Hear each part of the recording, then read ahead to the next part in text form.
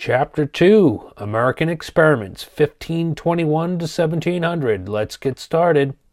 A little bit about chattel slavery, particularly in Virginia and Maryland in the 1660s. Just wanted to have you understand what chattel slavery meant legally. It was legally defined, chattel slavery.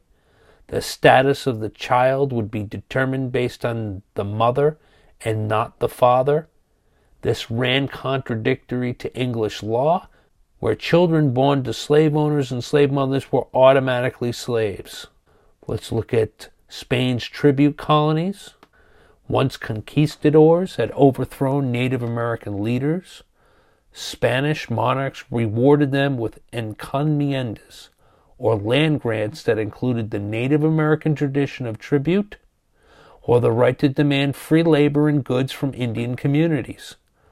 Discoveries of gold and silver increased the value of these land grants and at little cost, as Spaniards utilized a pre-existing Midas system that made Indian workers available to the mines.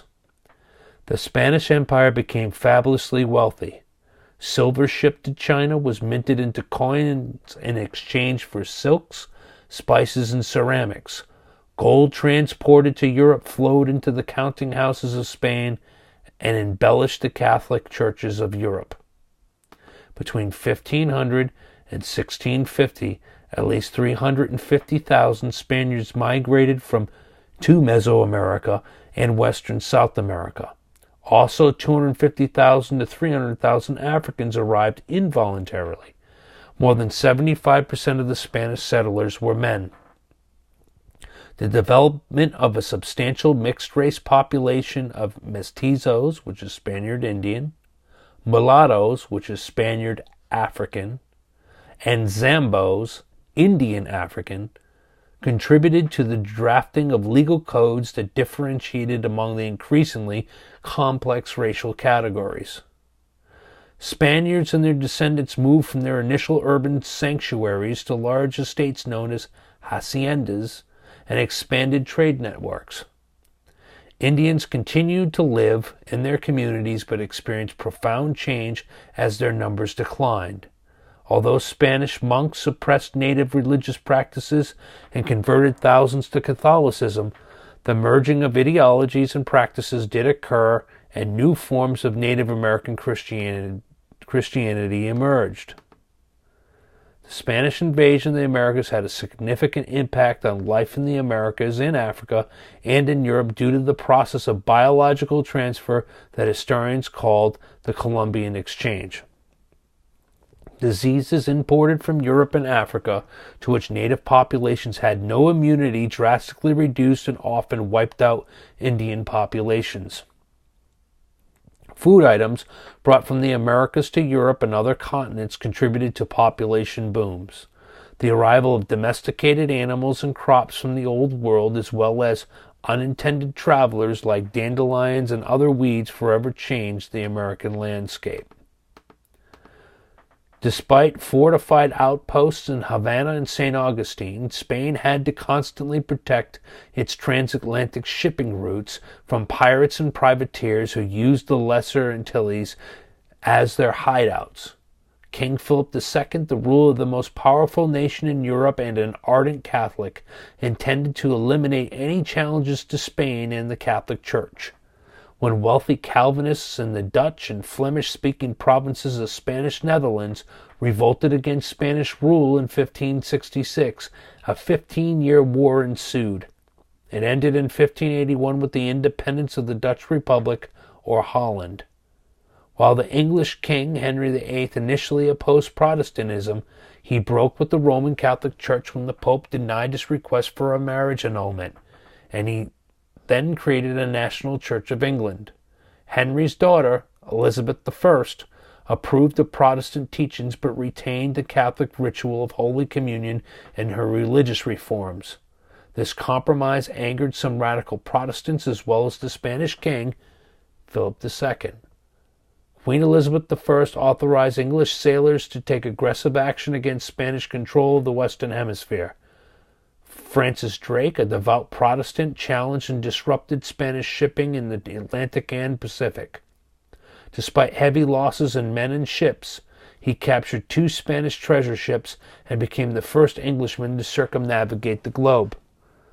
Elizabeth I also supported military expeditions to extend direct English rule over Gaelic-speaking Catholic regions of Ireland.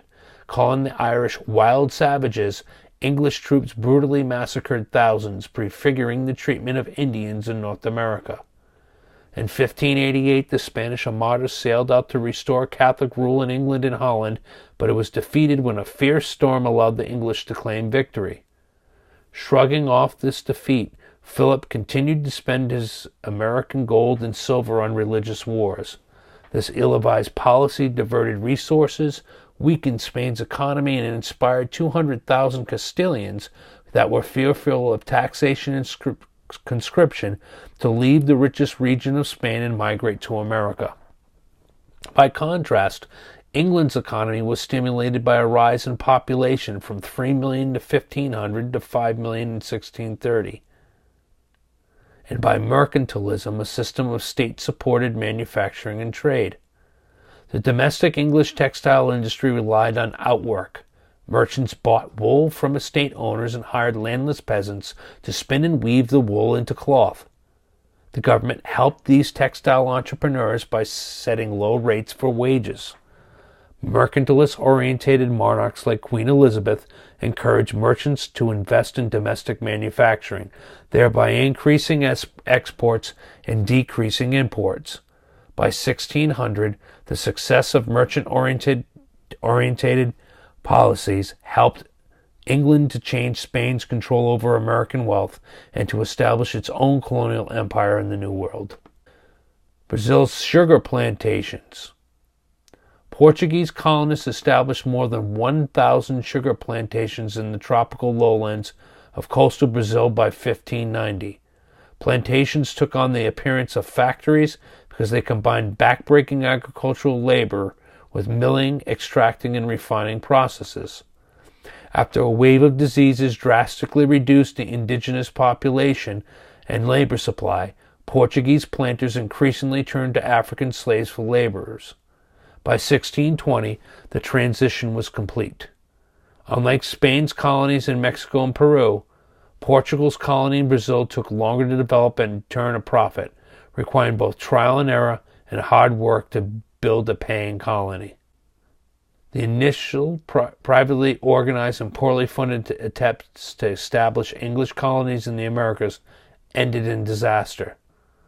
This situation changed after 1600, when English merchants established the Virginia Company of London for expansion purposes.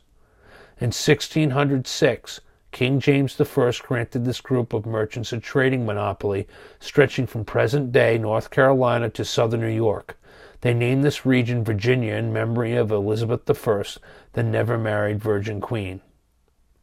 In 1607, the Virginia Company sent an expedition of men to North America, landing in Jamestown, Virginia. The goal of the Virginia Company was to trade, not settlement. Life in Jamestown was harsh, death rates were high, and there was no gold or little food. The English at Jamestown expected tribute from local Indians. Powhatan, the paramount chief of the 30 tribal chiefdoms, expected tribute from the English in exchange for supplying them with food. Disputes over who would pay tribute to whom resulted in uneasy relations and eventual warfare. Despite King James I's initial dislike of the plant, growing tobacco as a cash crop became the basis of economic life, a source of revenue for the royal treasury, and an impetus for permanent settlement in Jamestown. To encourage English settlement, the Virginia Company granted land freemen, established a land dispersal to a local court system, and approved a system of representative government under the House of Burgesses. By 1622, English settlement in Virginia included over 4,500 new recruits. The Indian War of 1622 was caused by the continued influx of settlers, and English suggestions that Indian children go to school to become proper Christians sparked a war in 1622 led by Opequenago, Powhatan's younger brother and successor. Nearly one-third of the English population was killed during a surprise attack. The English reacted by seizing Indian fields and food and forcing captured Indians into slavery. Shocked by the Indian uprisings, King James I accused the Virginia Company of mismanagement, revoked their charter, and in 1624 made Virginia a royal colony. The king established the Church of England in Virginia, and property owners paid taxes to support the clergy. Virginia's new institutions, consisting of a royal governor, an elected assembly, and an established Anglican church, became the model for royal colonies in America. Lord Baltimore settles Catholics in Maryland. King Charles I, who was James's successor, granted most of the territory bordering the vast Chesapeake Bay to Lord Baltimore, a Catholic aristocrat. Baltimore created Maryland, a second tobacco colony in the Chesapeake. Baltimore wanted Maryland to become a refuge from persecution for English Catholics. The settlement of Maryland began in 1634 and grew rapidly due to ample land. Settlers elected a representative assembly, and in order to settle internal political conflict, Baltimore granted the assembly the right to initiate legislation. In 1649, upon urging from Lord Baltimore, the Assembly enacted the Toleration Act, granting religious freedom to all Christians. Demand for tobacco started an economic boom in the Chesapeake, and despite their religious differences, Virginia and Maryland established similar economic and social systems. The Caribbean Islands. The English began to permanently expand into the Caribbean in 1624 when Sir Thomas Warner established a settlement on St. Kitts. Soon, several of the islands of the Lesser Antilles became English colonies. In 1655, Jamaica became an English colony. After experimenting with several cash crops such as tobacco and cotton, several planters in the larger islands, including Barbados and Jamaica, followed Brazil's example and adopted sugar cultivation. These islands became the most valuable colonies in the English Empire. Plantations grew in part due to the headright system. To maximize production and profits, planters in the Chesapeake and Caribbean consolidated land into ever fewer hands and experimented with different labor systems, including indentured servitude and slavery.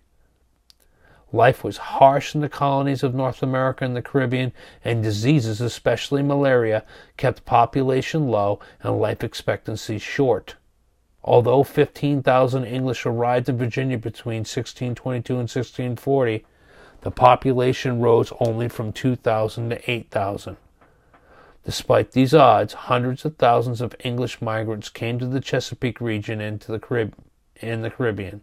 The majority were indentured servants, who had contractually bound themselves to work for a master for 4 to 5 years, after which they gained their freedom. Planters benefited greatly from indentured servitude. In Virginia, under the headright system, a planter received 50 additional acres for every servant he shipped to the colony, and a good servant could produce more than his purchase price in just 1 year. Most masters exploited servants, beat them without cause, withheld permission to marry, or sold the contracts of disobedient workers. Most indentured servants did not achieve the escape from poverty they had sought, although about 25% benefited from their ordeal, acquiring property and respectability. Female servants generally fared better and sometimes married propertied planters. African laborers.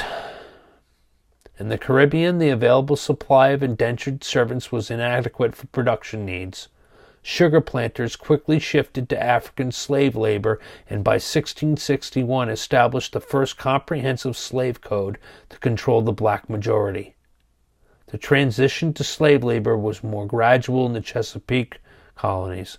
In 1649, Africans represented just 2% of the total population. By 1670, that number had risen to 5%. Although many Africans served their English masters for life, they were not legally enslaved because English common law did not acknowledge the ownership of a human being as property. By becoming a Christian, buying one's freedom or petitioning for one's freedom in the courts, an enterprising African could become a landowner, purchase slaves, and live a life of near equality with English settlers. Beginning in the 1660s, following a collapse in the tobacco industry, Chesapeake legislatures, increasingly under the control of the wealthy gentry, began enacting laws that lowered the status of Africans. Being a slave was becoming a permanent and hereditary condition synonymous with African people. New France. Quebec, established in 1608, was the first permanent French settlement. New France became a vast fur-trading empire. The Huron received guns from the French and were the first to welcome French Catholic missionaries, or black robes, into their communities. Royal attempts to turn New France into a prosperous agricultural colony failed, despite generous terms for indentured servants. Few people moved to the cold and forbidding region. By 1698, only 15,200 Europeans lived in New France. Explorers and fur traders geographically expanded the colony into the center of the North American continent, from the St. Lawrence Valley through the Great Lakes to the Mississippi River, and southward along the river to the Gulf of Mexico, where they established New Orleans by 1718. New Netherland. The Dutch Republic in 1600 emerged as the financial and commercial hub of Northern Europe. Through conquest, the Dutch gained control of the slave and sugar trade in the Atlantic and spice and silk trade in the Indian Ocean. In 1614, following Henry Hudson's explorations and discoveries, Dutch merchants established Fort Orange, which is today Albany, as a fur trading post. In 1621, the government-chartered West India Company founded the town of New Amsterdam on Manhattan Island as the capital of New Netherland. In the attempt to make the colony a self-sustaining enterprise, the company encouraged migration by granting huge estates along the Hudson River to wealthy Dutchmen who promised to populate them. However, few people came. By 1664, only 5,000 residents lived in the colony. Although New Netherland failed as a settler colony, it briefly flourished in fur trading. While Dutch colonial strategy emphasized commerce, not religious conversion or seizure of land, it nevertheless resulted in conflict with Native Americans. When the Dutch seized prime farming land from the Algonquins and took over their trading networks, the Algonquians responded with force, resulting in a crippling war. The West India Company largely ignored the floundering Dutch settlement and concentrated instead on the profitable African slave and sugar trade. Dutch authoritarian rule in New Amsterdam rejected requests for representative government, and after light resistance during an English invasion in 1664, New Netherland fell under English control and became New York. The rise of the Iroquois. 5 nations of the Iroquois used their strategic location between the French and Dutch colonies to obtain guns and goods and to expand their territory in a series of devastating wars against their Native American neighbors. New France committed to all-out war after the Iroquois attacked French allied Algonquins, resulting in the defeat of the 5 nations and their acceptance of French missionaries into their communities.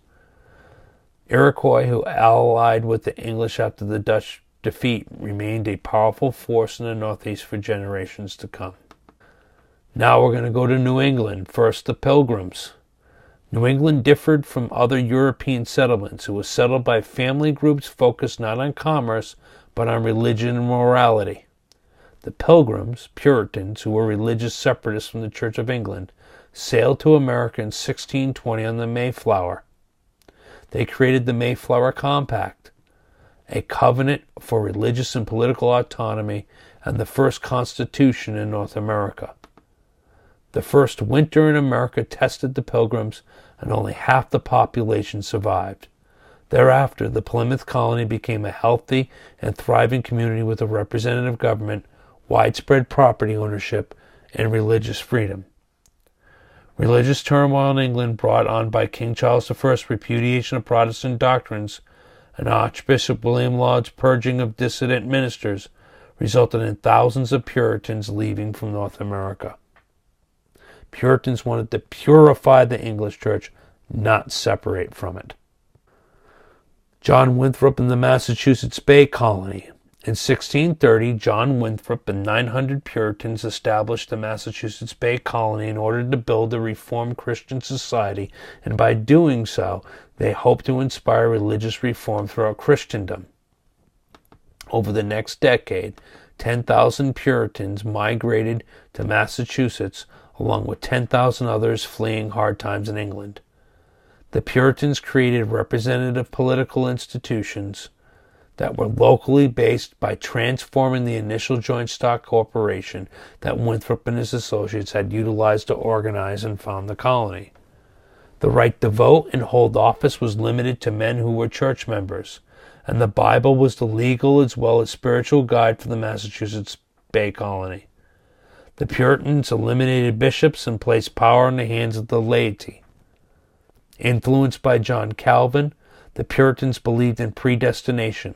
They dealt with the uncertainties of divine election in three ways: some hoped for a conversion experience, an intense sensation of receiving God's grace, or a born-again conviction of salvation. Others relied on preparation, the confidence in redemption built on years of spiritual guidance, and still others believed in a covenant with God that promised salvation in exchange for obedience to God's laws. Roger Williams in Rhode Island. The Puritans of Massachusetts Bay felt that they must purge their society of religious dissidents to maintain God's favor. The Puritans targeted Roger Williams, a religious dissenter who advocated toleration and agreed with the Pilgrims' separation of church and state.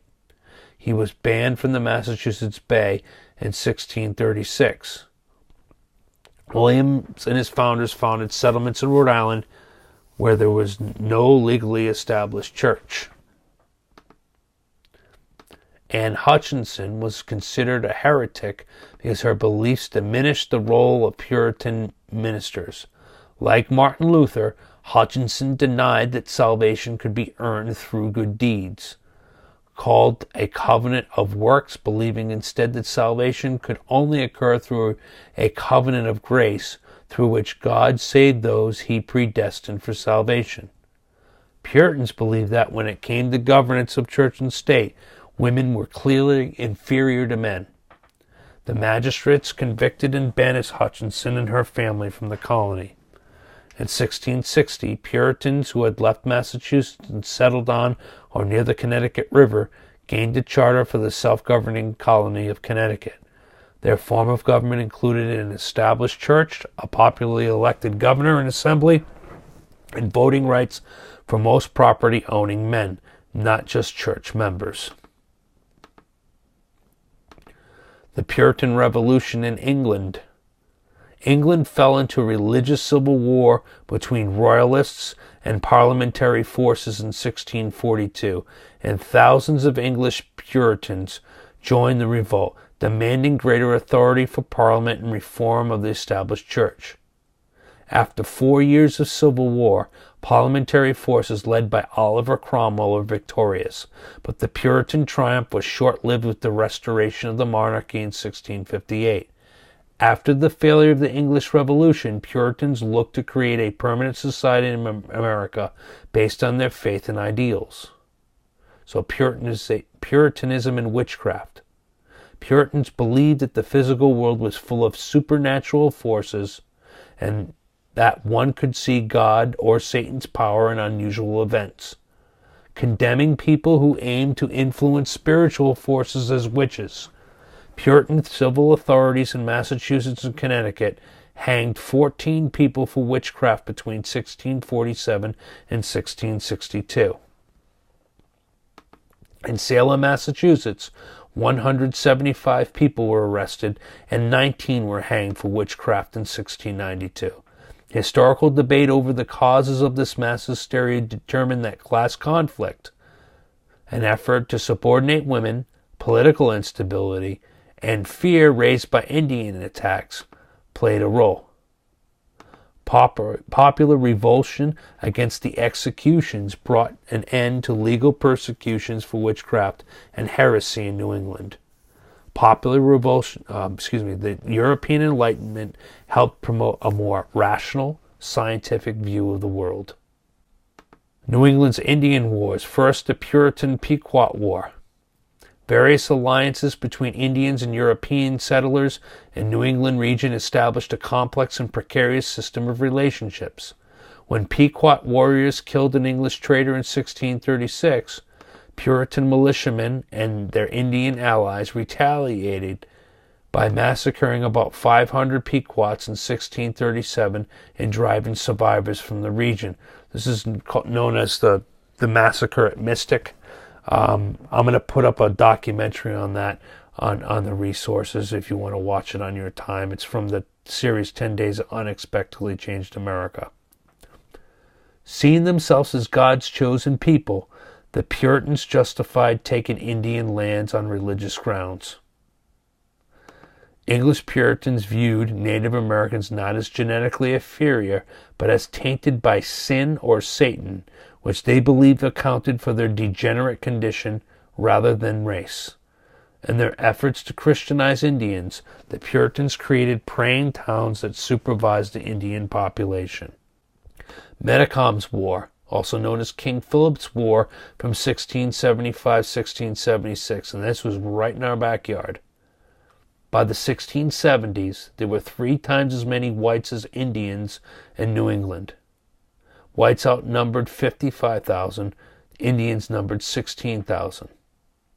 Seeking to stop the European advance, the Wampanoag leader Metacom forged a military alliance with the Narragansetts and Nipmucks in 1675. The group attacked white settlements throughout New England, and the fighting continued until Metacom's death in 1676. Losses were high on both sides, but the Indians' losses were worse.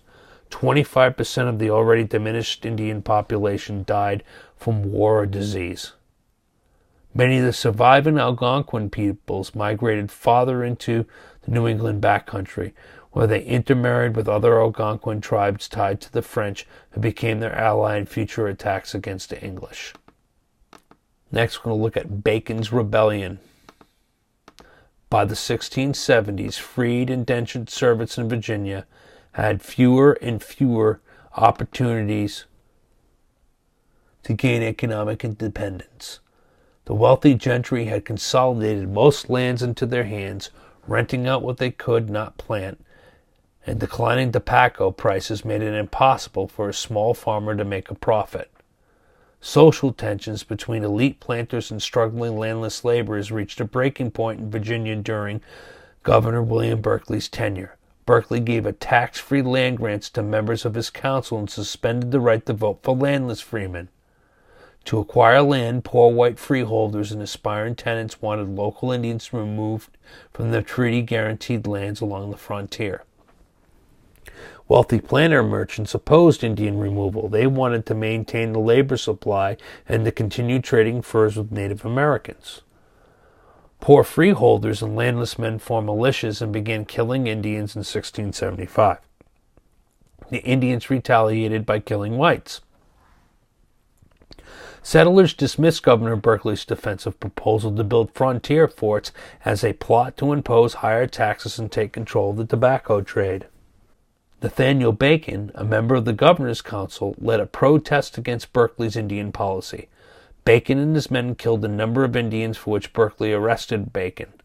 When Bacon's militant supporters threatened with force, Berkeley freed Bacon and agreed to political reform. The House of Burgesses restored voting rights to landless freemen and reduced the powers of the governor. Not satisfied, Bacon and his men burned Jamestown and issued a manifesto of declaration of the people, demanding removal of all Indians and an end to the rule of wealthy parasites. Although Bacon's sudden death from disease in 1676 ended the uprising, Bacon's rebellion prompted Virginia's wealthy leaders to work more closely with poor whites. That was actually forced on them by the king. To forestall another rebellion by indentured servants, Chesapeake planters turned away from indentured servitude and moved to legalized slavery, whose workers they could exploit for a lifetime. So a quick recap. The Columbian exchange included diseases as well as goods, potatoes, maize, horses. Maryland Acts of Toleration applied to only Christians. The headright system and indentured servants. Chesapeake focused on indentured servants and tobacco expansion of the land. New France traded and had friendly relations with Indians. No religious toleration in NBC. That's the Massachusetts Bay Colony. Roger Williams and Anne Hutchinson. Bacon's rebellion showed tensions between the East and West, or rich versus poor, and led to an increase in slavery.